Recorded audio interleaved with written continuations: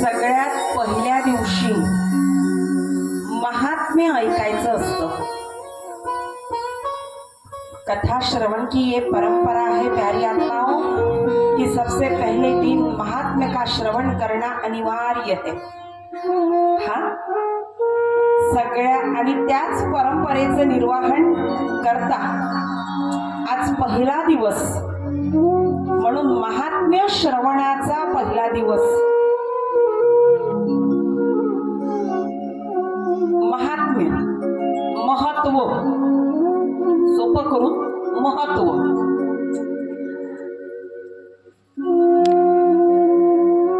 महत्व जोपर्यंत कळत नाही तोपर्यंत आकर्षण वाटत नाही आणि म्हणून महत्व हे महत्वाचंच आहे। Importance is important. महत्व हे फार महत्वाचं आहे आणि म्हणून महत्व देऊनच ते महत्वाचं महत्व ऐकलं पाहिजे।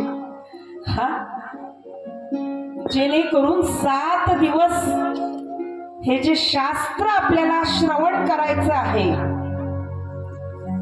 7 दिवस त्याचं आकर्षण मनामध्ये कायम राहिलं पाहिजे। वास्तविक पाहता या ग्रंथामध्ये हे महत्वाचे जे प्रकरण आहेत ना हे या ग्रंथामधले नाहीये। स्कंद पुराण आणि पद्म पुराणामधले हे प्रकरण आहेत आणि ते सांगण्याची परंपरा आहे। ते सांगण्याचा दंड काय नियम आहे पहिल्याच दिवशी, कारण शेवटच्या दिवशी मग महत्व सांगून काय फायदा। महत्व पहिल्याच दिवशी कळलं पाहिजे की नाही।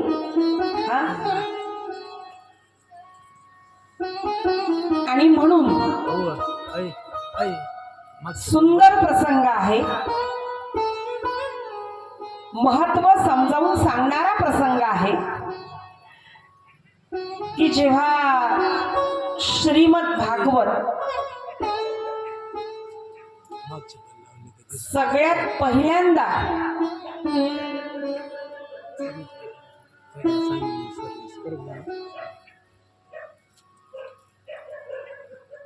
जेव्हा कलियुगाचा प्रारंभ झाल्यानंतर सगळ्यात पहिल्यांदा श्रीमद भागवत श्री शुक देवांच्या मुखारविंदामधून श्री परीक्षित राजा श्रवण करत होते। आज आपण एका वाक्यात एवढा प्रसंग ऐकू, कारण या प्रसंगाचा संदर्भ सविस्तर आपण ऐकणार आहोत समोरच्या कथेमध्ये। समोरच्या कथा भागामध्ये हा संदर्भ सविस्तर आलेला आहे। शुकदेव आणि शुकदेवांच्या मुखारविंदामधून परीक्षित राजा कथा श्रवण करीत आहे। पहिलीच घटिका, पहिलाच दिवस, पहिलाच तास अगदी आरंभी आणि स्वर्गाचे राजा इंद्रदेव तिथं आले महाराज। आणि स्वर्गाच्या राजानी इंद्रदेवानी शुकदेवांना विचारलं काय काय चाललंय। म्हणे परीक्षिताला श्रीमद भागवत ऐकवायचंय। हा मग तेच म्हणतोय मी। इंद्रदेव म्हटले हा तेच विचारायला आलोय। शुकदेव म्हटले अहो सांगितलं राजा। इंद्रदेवा तुम्हाला मी तेच सांगतोय, श्रीमद भागवताचा सत्संग सुरू आहे, अत्यंत दिव्य आणि अत्यंत पावन। इंद्रदेव विचारले मी तेच विचारतोय कशासाठी। म्हणे 7व्या दिवशी परीक्षित मरणार आहे। हा सगळा प्रसंग ऐकू आपण, काय कसं केव्हा कुठं हे सगळं ऐकू आपण, सविस्तर ऐकू। म्हणे 7व्या दिवशी परीक्षिताचं मरण आणि मरण्याची चिंता नाही म्हणे, परीक्षिताला उद्धाराची चिंता आहे। आणि म्हणून उद्धार व्हावा 7 दिवसात, म्हणून म्हणे ही श्रीमद भागवताची कथा इथं चालली आहे। आता इंद्रदेवच ते स्वर्गाचे राजे मंडळी। इंद्रदेव म्हटले मग एक काम करा ना, त्यासाठीच आलोय मी। ही कथा मी तुम्हाला विनंती करतो, ही कथा तुम्ही स्वर्गात करा. 7व्या दिवशी मरणाऱ्या परीक्षिताला मी अमृत देतो. परीक्षित कधीच मरणार नाही. हा अमृत, जो अमृताचं सेवन करतो महाराज तो अमर होतो. म्हणे परीक्षिताला मी अमृत देतो, परीक्षित कधीच मरणार नाही.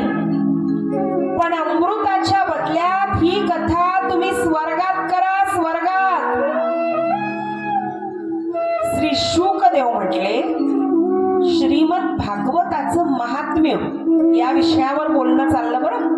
हा श्री शुकदेव म्हटले, स्वर्गाचे अधिपती राजा इंद्रदेवा, ही कथा स्वर्गात होणे संभव नाही. Impossible is that. म्हणे शक्यच नाही, स्वर्गात ही कथा होणे संभव नाही. का? म्हणे जे स्वर्गात राहतात त्यांना कथा ऐकण्याचा अधिकार नाही. कसं काय शक्य? कारण स्वर्गात माणसं राहत नाही, देवता राहतात, देवता. आणि देवतांना ही कथा ऐकण्याचा अधिकार नाही. म्हणे नाही, देवतांना ही कथा ऐकण्याचा अधिकार नाही. का? इंद्रदेव विचारतात का? तेव्हा श्री शुकदेव सांगतात, इंद्रा, अरे स्वर्गामधले सगळे भोगविलासी आहेत, ऐश्वर्यामध्ये मग्न झालेले आहेत, सगळे भोगविलासमय जीवन जगण्यामध्ये रत झालेले आहेत. आणि अशा वातावरणामध्ये ही कथा स्वर्गात कशी चालेल? आणि म्हणून ही कथा स्वर्गात जे आहेत त्यांना ऐकण्याचा अधिकार नाही. मग इंद्रदेव विचारतात, ही कथा कोणी ऐकायची? स्वर्गातल्यांनी कथा ऐकायची नाही म्हटल्यावर महाराज इंद्रदेव विचारतात, शुकदेवा, मग ही कथा ऐकण्याचा अधिकार कुणाला बरे? तेव्हा महाराज शुकदेव सांगतात, ऐका बरं.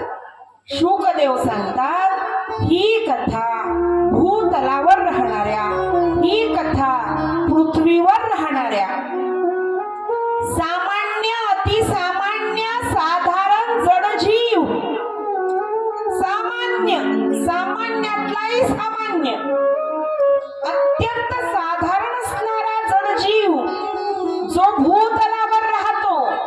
बघा काय म्हटले समोर, अत्यंत सामान्य, अतिसामान्य, अत्यंत साधारण, जो भूतलावर राहतो, जो जडजीव प्रपंचिक आहे, गृहस्थाश्रमी आहे, स्वतःचा प्रपंच सुखावह होण्यासाठी अत्यंतिक कष्ट करतो, अहोरात्र कष्ट करतो, अत्यंतिक दुःखमय जीवन जगतो. पण एवढे कष्ट आणि एवढे अहोरात्र दुःखमय जीवन जगत असतानाही थोडीशी उसंत मिळाली का तेवढा वेळ मनाच्या एकाग्रतेनं, भक्तिभावानं परमार्थासाठी खर्च करतो. त्या भूतलावरील साधारण, अत्यंत साधारण जीवाला श्रीमद भागवताची कथा श्रवण करण्याचा अधिकार आहे. मला अपेक्षा होतीच, पण जोरात वाजवायची अपेक्षा होती. हा आपल्यासाठी आहे ना हे. श्री शुकदेव आपला अधिकार सांगत आहेत मंडळी. आपला अधिकार म्हणजे आपण सगळे जे प्रपंची आहोत, आपण सगळे जे अत्यंत साधारण सामान्य जडजीव आहोत ना, आपला अधिकार कुणाला पटवून सांगतात बरं? स्वर्गातले राजे, स्वर्गाचे राजे इंद्रदेव त्यांना सांगतात, तुम्ही असाल देवता, पण तुम्हाला कथा ऐकण्याचा अधिकार नाही. कथा ऐकण्याचा अधिकार भूतलावर राहणाऱ्या जडजीवांना आहे. कथा ऐकण्याचा अधिकार भूतलावर राहणाऱ्या सामान्य, अतिसामान्य. मग इंद्रदेव विचारतात, अहो शुकदेवा, अमृताच्या बदल्यात, अमृताच्या बदल्यात म्हणे परीक्षितासाठीच नाही, परीक्षितासाठीच नाही, अमृत मी आणून देणार. तुम्ही कथा जर सांगत असताल तर हवं तुम्ही ठेवून घ्या अमृत. हा? म्हणे बोललो होतो परीक्षितासाठी, त्याच्याचं मरण 7व्या दिवसावर आहे, त्याला अमृत पाजू, आपण त्याला अमर करू. पण कथा जर तुम्ही सांगणार असाल तर हवं तर तुमच्यासाठी पण अमृत आणतो. पण अमृताच्या बदल्यात म्हणे ही कथा स्वर्गात करा. म्हणे नाही, स्वर्गाचे राजे इंद्रदेवा, हे कदापि शक्य नाही. अमृताच्या बदल्यात तर मुळीच नाही. म्हणे आता अमृत, अमृत ज्याच्या प्राप्तीसाठी सागर मंथन झालं, ते अमृत मी तुम्हाला आणून द्यायला तयार आहे. आणि त्या अमृताच्या बदल्यात म्हणे हो, श्रीमद भागवत एक रत्न आहे म्हणे, रत्न. आणि अमृत एक काचेचा तुकडा आहे म्हणे. हा, रत्न स्वयं प्रकाशित असतं, काचेचा तुकडा स्वयं प्रकाशित नसतो. त्याच्यावर प्रकाश पडल्यानंतर तो प्रकाशित होतो. आणि म्हणून म्हणे या तुमच्या स्वर्गातल्या अमृतात किती ताकद आहे. एका वेळी जो जीव अमृताचं सेवन करील तो एकटाच जीव अमर होईल. हा, पण या श्रीमद भागवतामध्ये एवढं प्रचंड सामर्थ्य आहे की एका वेळी लाखो, करोडो, हाँ शेकड़ों जो भी श्रोता, जो भी श्रावक इस श्रीमद भागवत की पावन सनिधि में आ जाए प्यारी आत्माओं. हाँ, श्रीमद भागवत की कथा में इतना प्रचंड सामर्थ्य है कि जो भी श्रोता, जो भी श्रावक इस श्रीमद भागवत की सनिधि में आ जाए तो तैर जाए. हाँ, स्वतःचा उद्धारच करून घेईल. एवढी प्रचंड ताकद. म्हणे अमृताचं काय घेऊन बसलात. मुक्तीपर्यंत पोहोचेल, मोक्षापर्यंत पोहोचेल. सामान्य अतिसामान्य माणसाला मोक्षापर्यंत पोचविणार हे नामामृत आहे म्हटले. नामामृत. सामान्य अतिसामान्य माणसाला मुक्तीपर्यंत पोचविणार अत्यंत दिव्य असं हे नामामृत आहे म्हटले. अमृताहुनी गोड, अमृताहुनी गोड, नाम तुझे देवा, नाम तुझे देवा. अमृताहुनी गोड, नाम तुझे देवा, मन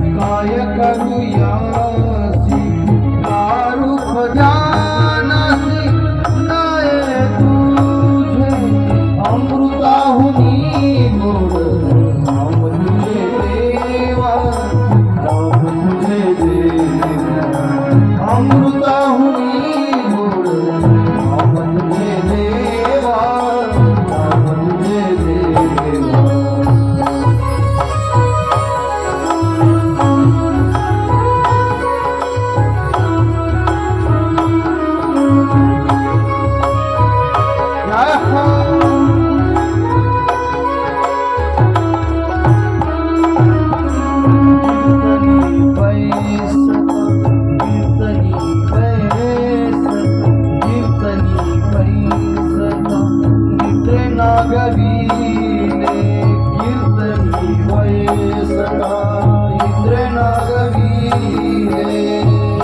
माझे गुंतले विषय सुखा, मन माझे गुंतले विषय सुखा, अमृताहुनी देवतांचं आव्हान करत असतो आणि मग या सत्संगाच्या मंडपामध्ये सगळे देवी देवता 7 दिवसासाठी विराजमान होत असतात.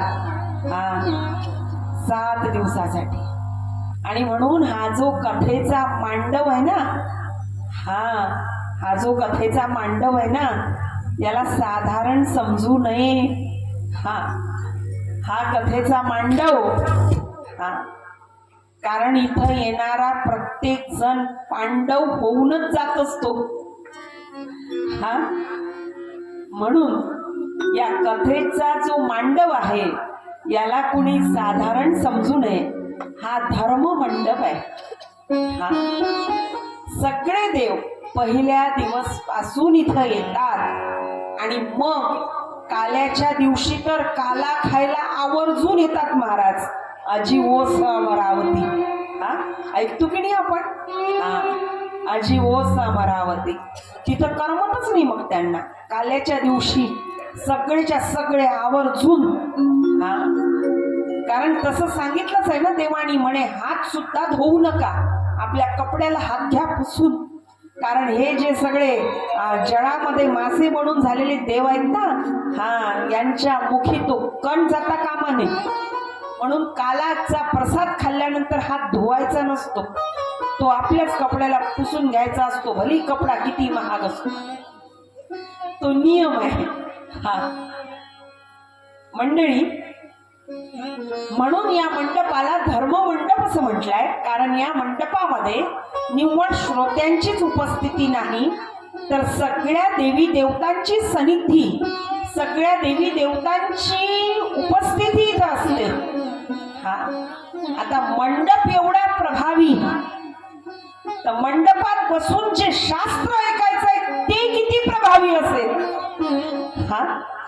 मंडपच एवढा प्रभावशाली आहे की सगळे देवी देवता या मंडपात आहेत. मग या देवी देवतांच्या समक्ष जे शास्त्र या मंडपामध्ये ऐकायचं आहे ते शास्त्र किती प्रभावी असेल. भागवत, भागवत तवर अनुस्वार दिला का त्याचा उच्चार होतो भागवत. म्हणजे तला थोडा प्रेस करायचा, भागवत. आणि हे भागवत सगळंच काही भागवतं. हे भागवत सगळंच काही भागवतं. भक्तीची भूक भागवतं, कर्मकांडाची भूक भागवतं, ज्ञानाची भूक भागवतं आणि ईश्वराच्या प्रती अनन्यसाधारण प्रेमाची भूक भागवतं. जे सांगतात त्यांचंही भागवतं आणि जे 7 दिवस ऐकायला येतात त्यांचंही भागवतं. बोलो राधे राधे, राधे राधे. असं हे सगळ्यांचं भागवणारं भागवत आपण इथं श्रवण करणार आहोत. मंडळी, अत्यंत सुंदर असा हा सोहळा, भागवताचा कार्यक्रम असं कोणी म्हणू नये. एक तर भागवताची कथा म्हणावी, नाही तर भागवताचा सोहळा म्हणावा. कथाच आहे, नाही कथाच आहे. फरक म्हणजे कसं आहे ना, सोपं करून सांगायचं झाल्यास कथेपेक्षा आपण काही वेगळं नाही, आपण कथेतच राहतो. कथा आपल्यापेक्षा भिन्न नाही, उलट समाज हा कथा प्रिय आहे. समाजाला कथा फार आवडते आणि समाजाला कथा आवडते म्हणूनच 18 महापुराणाची म्हणजे कथेची निर्मिती केली. वेदांमधलं कठीण तत्वज्ञान समजून सांगण्यासाठी कथानक पद्धतीनं ते मांडलं, कथेच्या रूपात ते मांडलं. कारण आपण सगळे कथाप्रिय आहोत. आपल्याला कथा ऐकायला आवडते, आपल्याला कथा सांगायला आवडतात. कुणी सांगणारा असेल आपल्याला ऐकायला आवडते. आपण म्हणतो हा काय झालं काय झालं काय झालं. हा मग ते शेजारी झालेल्या भांडणाची कथा का असे ना, पण आपल्याला ऐकायला आवडते महाराज कथा. हा आणि म्हणूनच भागवताची कथा म्हणावी. कथा कथा तीच जी व्यथा मिटवते. हा कथा वही जो व्यथा को मिटाती है. व्यथा म्हणजे दुःख. कथेच्या श्रवणाने दुःख मिटलं पाहिजे. कथा के श्रवणपान के पश्चात व्यथा को समाप्त ही होना चाहिए. व्यथा रहनी ही नहीं चाहिए. हाँ कथा ऐकली व्यथा संपली. हा समीकरणच आहे ते. कथा ऐकली व्यथा संपली. पण असं होतं का हो? होतं असं? आम्ही तर कथा ऐकायला बसलो महाराज, 1.5 तास नाही झाला आमची व्यथा सुरू झाली हो. हा व्यथा सुरू झाली. पायाला मुंग्या आल्या ना. हा पायाला मुंग्या आल्या, मांडीच्या शिरा आकडून गेल्या. हा कारण दीदीकडेच पाहावं लागतं. कथा सांगणाऱ्या ज्या दीदी आहेत ना त्यांच्याकडेच पाहावं लागतं बाई. एक टक सगळी मान दुखायला लागली. चॅनल बदलवणारे आपण. ॲडव्हर्टाईज आली बदलव चॅनल, जाहिरात आली बदलव चॅनल. आता कुठलं बदलतंय चॅनल? फिट झालं आजपासून काला होईस तोवर चॅनल बदलवायचंच नाही. आता एकच चॅनल श्रीमद भागवत बस आटोपलं. कथेनं आमची व्यथा सुरू केली नाही का? हा विचार करत आहो मागं बसायचं का म्हणजे पाय लांब करून बसता येईल. हा खुर्चीवर बसायचं का ऐकायला म्हणजे जरा बरं ऐकता येईल. एव्हा ना कित्येकांच्या डोक्यात विचार 10 वेळा येऊन गेला. हा का उद्या येताना नेमकं बसायचं कसं आणि कुठं. हा मगाशी सांगितलं ना महाराजांनी जे कथाव्यास आलते. हा त्या जे कथाव्यासची व्यासपीठावर होते त्यांनी सांगितलं ना, जी पहिल्या दिवशी तुम्ही जागा निश्चित केली तीच शेवटच्या दिवस पर्यंत कायम असावी बरं. हा शेवटच्या दिवस पर्यंत. अहो नियम आहे, ग्रंथात आलंय सगळं. हा आता नाही जमणार पाय लांब करायला मागच्या रांगेत बसायचं. हा पहिल्या रांगेत बसलेले म्हटले अरे काय चूक झाली, थोडं मागच बसावं लागलं पाय लांब करायला, बरं झालं. पहिल्या दिवशीचे आसन आसनस्थ आणि आसनस्थ होऊन कथा ऐकली पाहिजे. म्हणून आसनस्थ. कळलं का? कळेल आहे 7 दिवसाचा वेळ आहे, कळेल. आसनस्थ इथं बसायचं तिथं बसायचं तिथं बसायचं. फक्त आयोजकांना तेवढी सूट. कारण कोणी पाहुणे येतात त्यांना हार घालायचा, कुणाला शाल द्यायची, कुणाचे आभार मानायचे, कुणावर भार टाकायचा. म्हणून आयोजकांना तेवढी सूट असते, पण श्रोत्यांना नाही बरं. पहिल्या दिवशी जे बसले जसे बसले, हवं तर घरून आपल्याला आपलं आसन आणता येईल. घरून आपल्याला आसन आणता येईल. आसनस्थ होण्यासाठी, आसनाची शुद्धी होण्यासाठी घरून आपलं पूजेचं जर असेल तर.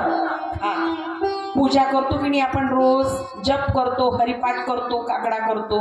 मग एक आपलं स्पेशल पूजेचं आसन असतं. का आसन नसतं तुमच्याकडे?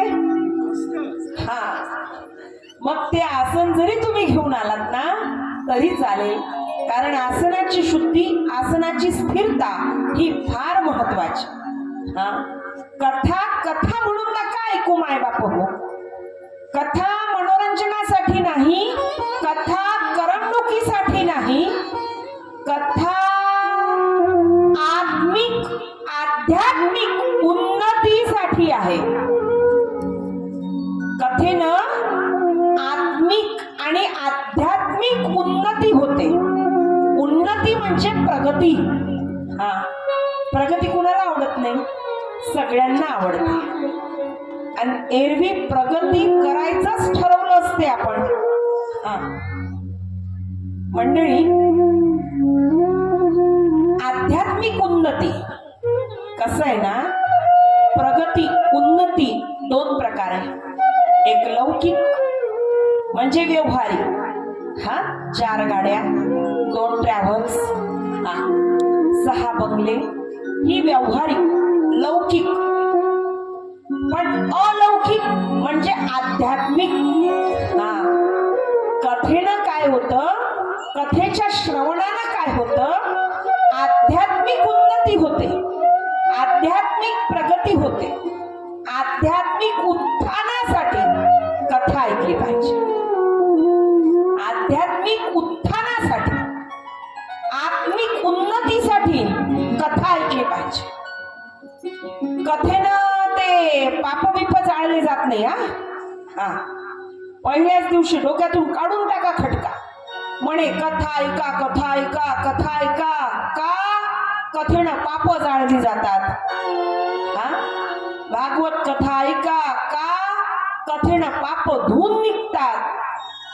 पाप धुणार डिटर्जंट पावडर म्हणजे कथा ऐका हो. हा, काय काय किंमत केली कथेची? पाप जाळणार केरोसिन आहे का कथा म्हणजे? हा, काय काय किंमत केली? काय परिभाषा मांडली कथेची? ऐका बरं, ऐका माय बाप हो. कथेच्या श्रवणानं पाप जाळली जात नाही, कथेच्या श्रवणानं पाप धुतल्या जात नाही. किंबहुना कथेच्या श्रवणानं पाप करणाऱ्या कुबुद्धीचाच नाश होतो. पाप करणारी कुबुद्धीच नसेल तर पाप होईल का हो? हा, आणि मग त्याला जाळायचं, धुवायचं, ती भानगडच नाही ना महाराज. हा, पाप करायला प्रवृत्त करणाऱ्या कुबुद्धीचा नाश श्रीमद भागवताची कथा करते. आणि त्याच्यासाठी श्रीमद भागवत ऐकायचं. हा, त्याच्यासाठी तरुण जाण्यासाठी श्रीमद भागवत ऐकायचं. तरुण जाण्यासाठी. हा जो भवसागर आहे ना, हा भवसागर तरुण जाण्यासाठी. आणि श्रीमद भागवताची भूमिका तीच आहे. आणि म्हणून श्रीमद भागवताच्या या शास्त्राला कल्पतरू असं म्हटलंय. काय म्हटलंय? कल्पतरू. हा, भले आपण एका कल्पानं पण तरू. हा, बघा आता काय जमतं ते. तरायला भले आम्हाला 1 कल्प लागेल, पण आपण तरू हे मात्र निश्चित. हा, कल्पतरू म्हटलंय या श्रीमद भागवताच्या कथेला. हा मंडळी, अगदीच श्रीमद भागवताचं निर्माण कसं झालं बघा. आपण ना एक एक मुद्दा सोडवतोय. सगळ्यात पहिल्यांदा आपण ऐकलं की श्रीमद भागवत ऐकायचा अधिकार कुणाला आहे, कुणाला नाही. अमृतापेक्षाही श्रेष्ठ समजल्या जाणारं भागवत, हे मुद्दे आपण ऐकले. त्यानंतर आपण ऐकलं आध्यात्मिक उन्नती म्हणजे श्रीमद भागवत श्रवणाचं फळ. आता आपण ऐकणार आहोत श्रीमद भागवताचं निर्माण. हा, काय होतं? सनकादी ऋषी एकदा श्री ब्रह्मदेवांकडे येतात. सनकादी ऋषी आणि सनकादी ऋषी ब्रह्मदेवांना प्रश्न विचारतात. ब्रह्मदेवांना त्या प्रश्नाचं उत्तर येत नाही. पण ब्रह्मदेव असं सांगत नाही की मला या प्रश्नाचं उत्तर येत नाही. ब्रह्मदेव डोळे लावून बसतात आणि प्रत्यक्ष भगवान परमात्मा देवादी देव श्री विष्णू देवाचं ध्यान करतात. सनकादी ऋषींनी मला हे प्रश्न विचारले, देवादी देवा काय उत्तर देऊ, सांगावं, कृपा करावी. आणि मग श्री विष्णुदेव हंसाच्या रूपामध्ये तिथे येतात आणि हंसाच्या रूपामध्ये आलेले विष्णुदेव ब्रह्मदेवांना 4 श्लोक सांगतात आणि त्या 4 श्लोकामध्ये श्री सनकादी ऋषींनी ब्रह्मदेवांना विचारलेल्या संपूर्ण प्रश्नाचं उत्तर असतं. मंडळी, हे जे 4 श्लोक ब्रह्मदेव श्रवण करतात, हे जे 4 श्लोक ब्रह्मदेव सनकादी ऋषींना सांगतात, काय होतं, ब्रह्मदेवांना एक आल्हादित स्थितीचा अनुभव होतो. एक आगळी वेगळी आल्हादित उत्साहित अशा स्थितीचा अनुभव होतो. प्रत्यक्ष भगवंतांनी सांगितलेलं त्या 4 श्लोकामध्ये काय असतं, त्या 4 श्लोकामध्ये भगवान परमात्म्यांनी आजच्या मितीपर्यंत या भूतलाला वाचवण्यासाठी घेतलेल्या विविध अवताराचं वर्णन, त्याला म्हणायचं चतुश्लोकी भागवत. ब्रह्मदेवांना एवढा आनंद होतो, आल्हादित असं त्यांच्या मनाची स्थिती होते, अंतःकरणाची स्थिती होते आणि त्या आनंदाच्या भरात हे 4 श्लोक ब्रह्मदेव आपले मानस पुत्र श्री नारदजींना सांगतात. नारदजींना. आता बघा कसं चाललंय. सगळ्यात पहिल्यांदा स्वतः भगवान श्री विष्णुदेव ब्रह्मदेव त्यांचे मानस पुत्र श्री नारदजींना. आणि मंडळी, नारदजी जेव्हा त्या 4 श्लोकाचं श्रवण श्री ब्रह्मदेवांच्या मुखारविंदामधून करतात, तेव्हा नारदजी आपला अभिप्राय व्यक्त करतात की 24 तास हातामध्ये विना घेऊन आणि मुखामध्ये नारायण नावाचा जप करून सुद्धा मला जो परम आनंद प्राप्त होत नाही, तो परम आनंद हे विधाता, हे पितामह तुमच्या मुखारविंदामधून ही कथा श्रवण करत असताना मला झाला. आणि नारदजी तिथं संकल्प करतात, या कथेला अमरत्व प्राप्त झालं पाहिजे. अमरत्व प्राप्त केव्हा होईल, म्हणे जेव्हा ही कथा लिहिल्या जाईल. आणि म्हणून नारदजींकडून एका अधिकारी व्यक्तिमत्वाची निवड होते कथा लिहिण्यासाठी. वेदव्यास, ज्यांनी वेदांची रचना केली, ज्यांनी 18 महापुराणाची रचना ज्यांनी केली, असा बहुमान ज्यांना प्राप्त झाला, असे श्री वेदव्यासजींची आणि नारदजींची जेव्हा भेट होते, तेव्हा व्यासजींच्या मनाची अत्यंत विषण्ण अवस्था आणि अत्यंत गंभीर मुद्रेमध्ये श्री व्यासजी, त्याला एक कारण होतं. त्याचं कारण असं की नुकतंच श्री व्यासजींनी 1,00,000 श्लोक संख्या असणार अत्यंत अद्वितीय असं महाकाव्य लिहून काढलं होतं, ज्याचं नाव आहे महाभारत.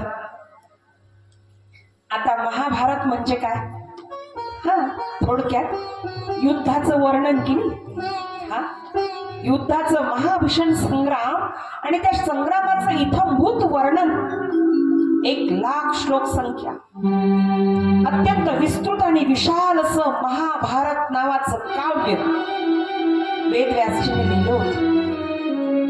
आणि म्हणून मनाची अवस्था अत्यंत विषण्ण झाली होती, अत्यंत उद्विग्न झाली होती. सतत मनाला असं वाटत होतं होतं, वेदव्यासजींबद्दल बोलत आहोत आपण सतत मनाला असं वाटत होतं मी काय लिहू म्हणजे माझं लिखाण कार्य पूर्ण होईल, मी काय लिहिलं पाहिजे म्हणजे माझं लिखाण कार्य पूर्ण होईल. आणि मंडळी, जेव्हा मुनेश्वर नारदजींसोबत श्री व्यासजींची भेट होते, मनाच्या उद्विग्न अवस्थेबद्दल चर्चा होते, तेव्हा श्री नारदजी म्हणतात याचं उत्तर माझ्याकडे आहे आणि एका भल्या मोठ्या अपेक्षेनं मी तुमच्याकडे आलोय. काय, कुठली अपेक्षा? म्हणे हा व्यासजी तुम्ही ऐका. आणि मग श्री नारद मुनींनी पितामह श्री ब्रह्मदेवांकडून जे चतुश्लोकी भागवत ऐकलं होतं ना, जे फक्त 4 श्लोक ऐकले होते ना, त्या 4 श्लोकाचं वर्णन इतक्या सविस्तर पद्धतीनं श्री व्यासजींना सांगितलं की नारदजींच्या मुखारविंदामधून किती श्लोक तयार झाले याची गणनाच करता येणार नाही. आणि मग ते सगळं श्री व्यासजींनी ऐकलं आणि ते ऐकल्यानंतर श्री व्यासजींनी सांगितलं हा आता मला बरं वाटत आहे. नुसतं ऐकल्यानं बरं वाटत आहे. मग नारद मुनी म्हटले मी याच अपेक्षेनं तुमच्याकडे आलो, या कथेला अमरत्व प्राप्त झालं पाहिजे, युगानुगांपर्यंत ही कथा वाचली गेली पाहिजे, गायली गेली पाहिजे. वाचन, पठन, मनन, चिंतन, श्रवण हे सगळं झालं पाहिजे युगानुगांपर्यंत. व्यासजी म्हटले ठीक आहे. आणि मग श्री व्यासजींनी कथा लिहिण्यासाठी पुन्हा एका अधिकारी व्यक्तिमत्वाची निवड केली. तुमच्या अगदी जवळचं व्यक्तिमत्व, तुमच्या अत्यंत जिव्हाळ्याचं व्यक्तिमत्व हे तुमचे गणपती बाप्पा, बुद्धीची देवता असणारे आणि सगळ्या पूजेमध्ये अग्रस्थान ज्यांना प्राप्त झालं असे वरद विनायक श्री गणपती बाप्पा यांना बोलवलं आणि सांगितलं श्री गणेश आपको जो भी हम बताएंगे वो श्लोक आपको लिखने हैं. जे मी सांगेल ना ते सगळे श्लोक लिहून काढावे लागतील गणपती तुला. आता ते गणपती बाप्पाच ते म्हटले ठीक आहे ना मी लिहायला तयार आहे, पण लिहिण्याच्या आधी माझी अट आहे. गणपती बाप्पाच ते सगळ्यांच्या बुद्धीवर साम्राज्य करणारे, सगळ्यांच्या बुद्धीची देवता. ते म्हटले माझी अट आहे एक. काय? म्हणे तुम्हाला तर माहित आहे माझं वाहन उंदीर आहे, मूषकराज, आणि त्याचा उद्योग म्हणे 24 तास चालतो, लोड शेडिंगच नाही, 24 तास न थांबता. मग त्याच्यासोबत मलाही काम करावं लागतं. मग माझी अट ही आहे की तुम्ही 24 तास सांगावं, न थांबता मी लिहायला तयार आहे. व्यासजी म्हटले पंचायतच झाली राव, आता काय करावं, काय करता येईल, आता लिहायचं तर आहे, करायचं काय. व्यासजींनी उपाय शोधून काढला. मंडळी, श्री व्यासजी म्हणतात गणेश आपकी शर्त तो हमें मंजूर है, लेकिन जरा हमारी भी शर्त सुनिए. हमारी भी शर्त है. बोले कौन सी शर्त? जो श्लोक हम आपको कहेंगे वो लिखने योग्य है कि नहीं, ये जांच पड़ताल आपको करनी पड़ेगी, और इस जांच पड़ताल के बाद आपको श्लोक लिखना पड़ेगा.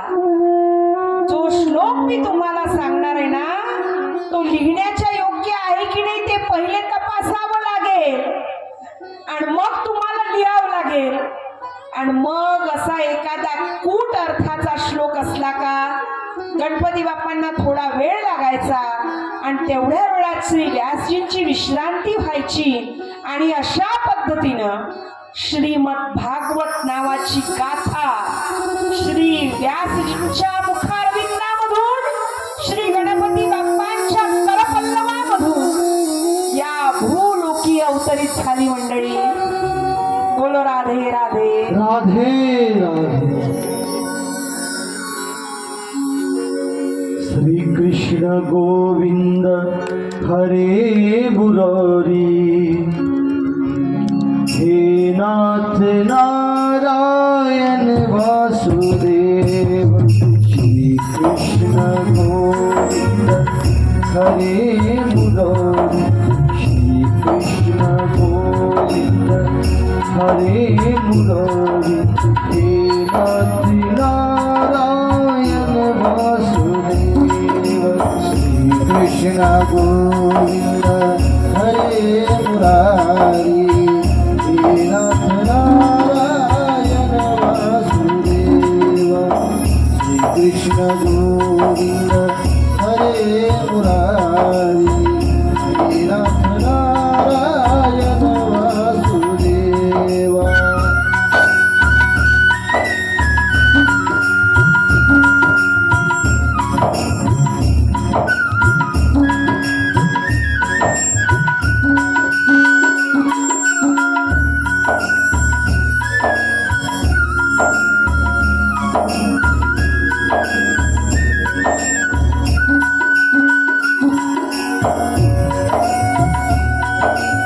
मुरारी, हे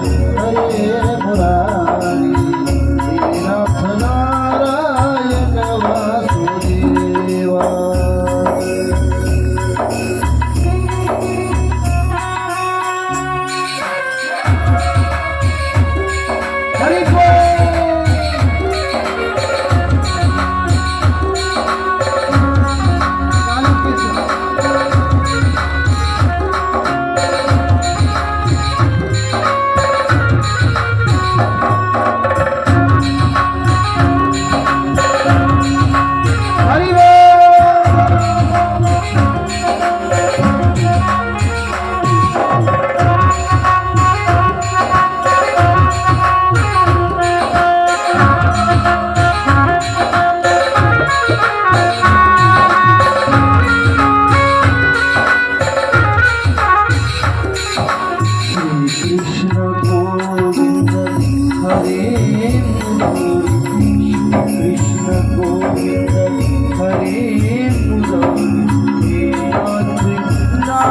नारायण वासुदेव. कृष्ण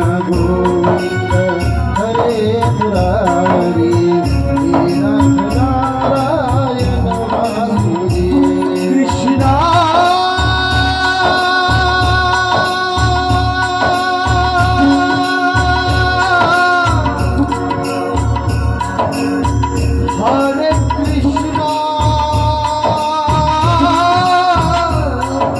हरे हरे.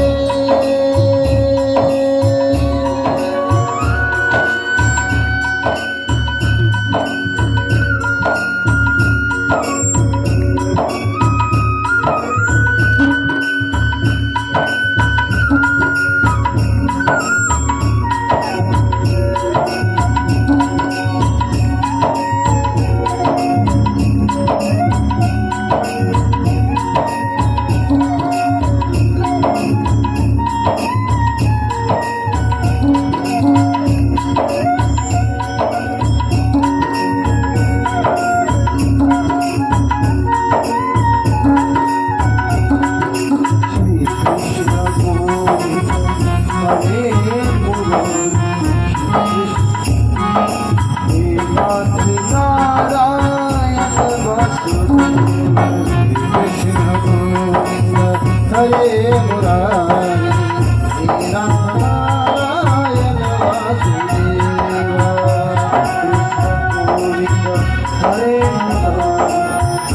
कृष्ण गोविंद हरे मुरारी हे नाथ नारायण वासुदेवा कृष्ण गोविंद हरे मुरारी नारायण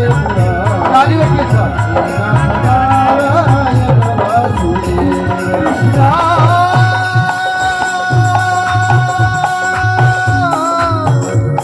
हरे कृष्णा हरे हरे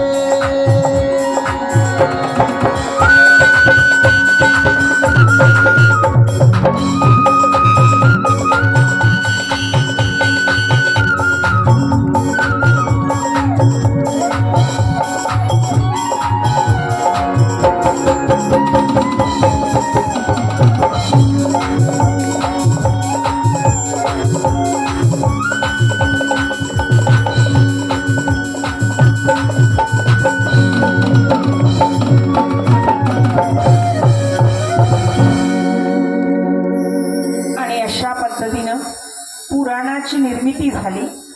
श्रीमद भागवताच्या पुराणाचं निर्माण झालं. स्वतः विष्णुदेवांनी ब्रह्मदेवाला, ब्रह्मदेवांनी नारदजींना, नारदजींनी श्री व्यासजींना, श्री व्यासजींनी गणपती बाप्पाला.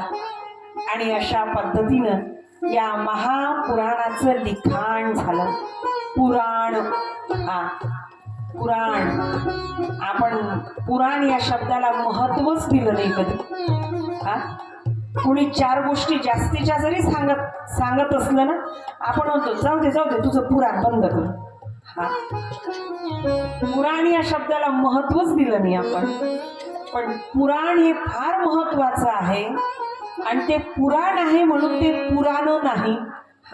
पुराण म्हणजे जुनं. ते जुनं नाही, ते एवढं जुनं आहे की त्याच्या एवढं जुनं काहीच नाही. आणि ते एवढं नवीन आहे की त्याच्या एवढं नवं काहीच नाही. गंगा, गंगेला कोण म्हणेल जुनी आहे? बरं, नवी म्हणता का? नवी म्हणता, मग ती जुनी नाही का? अहो महाराज, एक क्षण आपण स्नान करून अलग झालो का ते पाणी वाहत जातं. चट्ट दिशी नवं पाणी तिथं येतं वाहत. ती भगवती गंगा इतकी जुनी आहे, तिच्या इतकी जुनी कोणी नाही. आणि ती इतकी नवी आहे, तिच्या इतकी नवी कोणी नाही. तसं पुराणाचं आहे बघा. They are so old but they are just as new. ते इतके जुने आहेत, इतके जुने आहेत पुराण की त्याच्या एवढं जुनं कुणी नाही महाराज. पण आजच्या तारखेत ते एवढे नवे आहेत, त्याच्या एवढं कुणी नवं नाही. आणि म्हणून पुराणाची सनिधी, पुराणाचा आश्रय आपल्या जीवनाला नवीन बनवून टाकतं, आपल्या जीवनात नाविन्य आणतं. आणि म्हणून नवीन वर्षाच्या पावन मुहूर्तावर आपल्या जीवनामध्ये नाविन्य आणण्यासाठी श्रीमद भागवताच्या महापुराणाचं श्रवण आपण करणार आहोत. आजचा पहिला दिवस. आणि आजच्या पहिल्या दिवशी भरभरून संख्येनं तुम्ही इथं आलात. श्रोते मायबाप हो, व्यासपीठाकडून तुमचं फार फार अभिनंदन, फार फार आभार. पण 6 दिवस येण्याचा भार मात्र तुमच्यावर आहे. आभार त्याच्यासाठीच मानायचे असतात, पुढचा भार त्याच्यावर टाकायचा असतो. त्याच्यासाठीच ती आभार मानायची पद्धत. 6 दिवस यावर. आणि पहिला दिवस म्हणून सांगते, कुठल्याच प्रकारचा संशय मनात ठेवू नका. म्हणजे कसं सांगतील बा, कसं ऐकू मग आपण, कसं बसू मग, असा कुठला संशय मनात ठेवू नका. जे काही डोक्यात आहे ते घरचं घरी ठेवा आणि डोकं अगदी रिकामं करून बसा बरं. मग आता ते गॅसची बटन सुरू राहिली काय, गॅसवर दुधाचं पातेलं राहिलं काय, ते सगळं घरचं घरी. हा, तर तुम्ही जर इथं गॅस आणला आणि इथं दुधाचं पातेल आणलं मग कथा नाही होणार महाराज. हा, आणि म्हणून पहिलाच दिवस आहे म्हणून सांगते, अगदी सहज कथा ऐकू आपण, सहज, कुठल्याच प्रकारचं टेन्शन नाही. म्हणजे कथा आम्हाला समजेल काय, कथा कशी असेल बा, मग कथा सांगणच काय, मग बाई कथा करणच काय. हा, म्हणजे एरवी अशी प्रतिक्रिया असते की तुम्हाला पहिल्यांदा पाहिलं ना आम्हाला वाटलंच नाही तुम्ही 7 दिवस कथा करताल म्हणून. हा, अशी प्रतिक्रिया असते एरवी नव्या गावातली. म्हणून सांगते की असंही वाटू नये तुम्हाला कस काय बा 7 दिवस कस काय जमत दिला. हा, कुठल्याच प्रकारची शंका मनात न ठेवता, without any tension, only attention. हा, कुठल्याच प्रकारचं टेन्शन नाही महाराज, फक्त कथेचं अटेन्शन. हा, आणि अशी सुंदर कथा. हा, कुठल्या without any tension, only attention for our personal pension. हा, कळलं का? थोड्या वेळासाठी पेन्शन याचा अर्थ पगार धरू. हा, आपल्या पगारासाठी हा एकाग्र चित्तानं, मनाच्या स्थिर भावानं, भक्तिभावानं, निष्ठेनं कथा ऐकायचं ठरवा. हा, आणि या, आज आलात उद्या सुद्धा या, आणि तुम्हाला जसं समजेल ना त्या पद्धतीनं सांगू आपण. तुम्ही फक्त म्हणा दीदी आम्हाला मराठी बिलकुल समजत नाही, आम्हाला निव्वळ इंग्रजी समजते. हा, तर मग उद्याचं सत्र इंग्रजीतून करू. I can speak in English very well. हा, फक्त हे एवढं एकच वाक्य येतं मला, पण लावली हिंमत. हा, महाराज काहीच नाही, सहज कथा ऐकायची आहे, सहज. हा, भगवान परमात्म्याचं आगमन आणि भगवान परमात्म्याने केलेल्या सगळ्या लीला. हा, लीला पुरुषोत्तम भगवान श्री कृष्णाचं चरित्र आपल्याला श्रवण करायचं आहे. एक एक सुंदर लीला आणि त्या लीलेची सदृश्य झाकी सुद्धा तुम्हा सगळ्यांना पाहायला मिळणार आहे. हा, आणि म्हणून अगदी सहज कथा ऐकायची आहे, सहज. हा, अगदी सहज. हा, आणि आजचा पहिला दिवस म्हणून सांगते, जितक्या सोप्या पद्धतीनं मांडता येईल ना तितक्या सोप्या पद्धतीनं तुमच्या समोर मांडण्याचा प्रामाणिक प्रयत्न करेन. हा, बस तुम्ही फक्त ऐकण्याची तयारी ठेवा आणि दर दिवसाला 2 जण नवीन आपल्या सोबत आणण्याची तयारी ठेवा. हा, मगाशी सांगितलं ना जे कथाव्यासजी होते ते म्हणे आपल्याकडून आमंत्रण स्वीकारून जर कोणी कथेला आलं तर त्यांच्या कथा श्रवणाचं अर्ध पुण्य आपल्याला लाभतं. हा, आणि म्हणून ज्यांना ज्यांना आणता येईल नवीन, हा, त्यांनी सगळ्यांनी, महिला मंडळ आपापल्या मैत्रिणींना घेऊन या, पुरुष मंडळ आपापल्या मित्रांना घेऊन या. हा, आणि अशा सुंदर पद्धतीने आपण कथा ऐकणार आहोत. आजचा प्रथम दिवस आहे. प्रस्तावना या विषयावर आपण बोललो, महात्म्य या विषयावर आपण बोललो.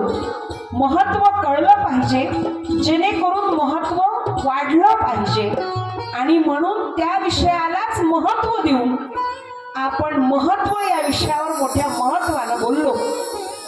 मंडळी, आज आपल्या या कथेच्या काय पहिल्या सत्राच्या गुढीपाडव्याच्या पावन मुहूर्तावर आज आपल्या कथेमध्ये ज्यांना 7 दिवस आपल्याला कृपा मागायची आहे, नव्हे निरंतर आपल्या आयुष्यामध्ये आपल्याला ज्यांना कृपा मागायची आहे ती आहेच, बरं आहेच, ती संशयच नाही. पण तरीही त्या कृपेमध्ये अधिकाधिक भर आपल्याला मागायची आहे. ते म्हणजे आपलं लढीवाळ दैवत श्री गणपती बाप्पा. पहिल्याच दिवशी श्रीमद भागवताच्या कथेमध्ये गणपती बाप्पाची उपस्थिती असते आणि महामुनेश्वर श्री नारदजी, हा, कीर्तन परंपरेचे आद्य प्रवर्तक महामुनेश्वर श्री नारदजी आपल्या या मंडपामध्ये येणार आहेत. पहिल्याच दिवशीचं हे सत्र पावन आणि पुलकित बनविण्यासाठी. बोली गणपती भगवान की जय हो, नारद जी महाराज की जय हो. गौरीच्या नंदना करीतो वंदना, डौलात झोकात आला हो गणराज आपुला, आला हो गणराज आपुला. बाप्पा मोरया मंगलमूर्ती मोरया, बाप्पा मोरया मंगलमूर्ती मोरया.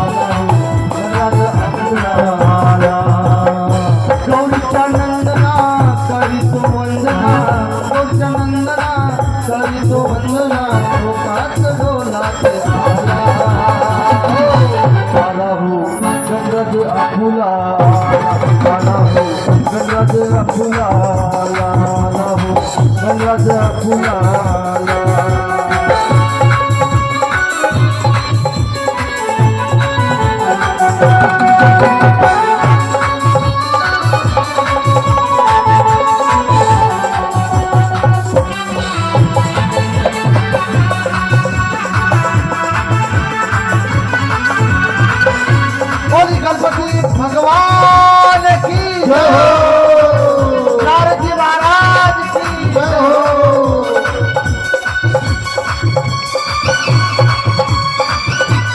टाळी वाजवा हो, टाळी वाजवा.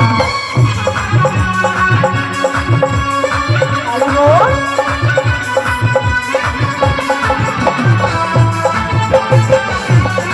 टाळी, टाळी, टाळी, टाळी.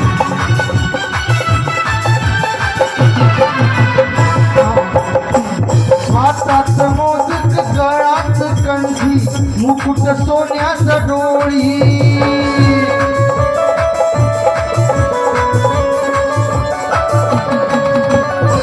देवाच देव हा माझा गणराया, घराच मंदिर होई.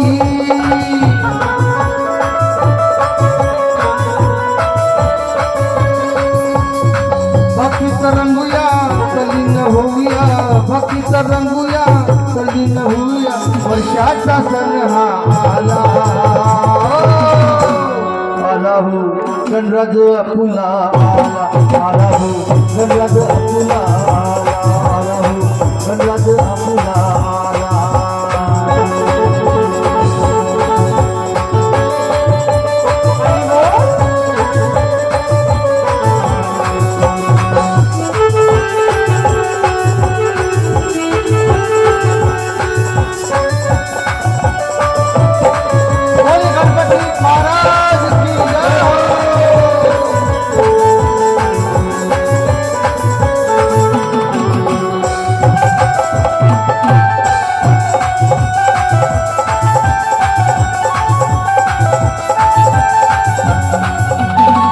मंगलमूर्ती सुखाची पूर्ती, विघ्नाचा विनाश होई.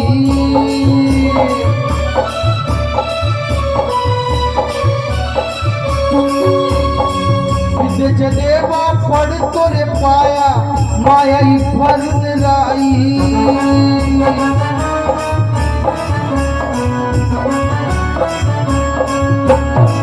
आनंद भेटूया शरण जाऊया, आनंद भेटूया शरण जाऊ. गणराज आला, आला हो गणराज आपुला, आला हो